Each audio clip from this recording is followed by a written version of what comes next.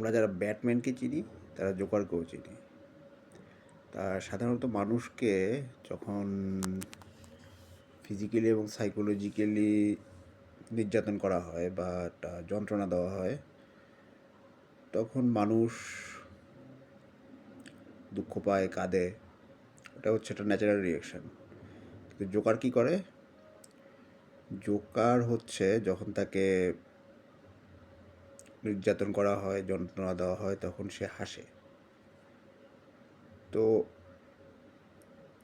Joker যখন হাসে তখন সোসাইটির যে ল অ্যান্ড অর্ডারগুলো আছে তা ভেঙে পড়তে শুরু করে।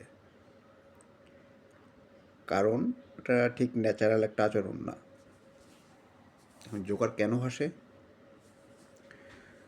সিগমন্ড ফ্রয়েডের সাবলিমেশন থিওরি দিয়ে যদি আমরা জোকারের সাইকো অ্যানালাইসিস করি, তাহলে দেখতে পাবো যে মানুষের ভেতরে এমন কতগুলো প্রবৃত্তি থাকে যা অ্যাকচুয়ালি সোশ্যালি অ্যাকসেপ্টেবল না।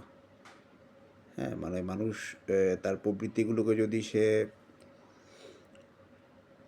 প্রকাশ করে, সোসাইটি সেটা অ্যাকসেপ্ট করবে না।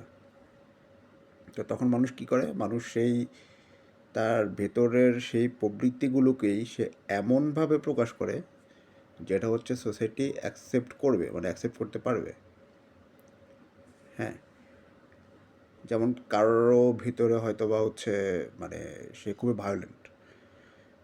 এখন ভায়োলেন্ট সে মানে মানুষকে মারতে খুব পছন্দ করে, মারামারি করতে খুব পছন্দ করে। এখন এই জিনিসটা তো সে সোসাইটি অ্যাকসেপ্ট করবে না। তাহলে এই ব্যাপারটা কী করতে হবে? এখন সে যদি কোনো মতে বক্সার হতে পারে, মানে বক্সিং গেমটা খেলতে পারে,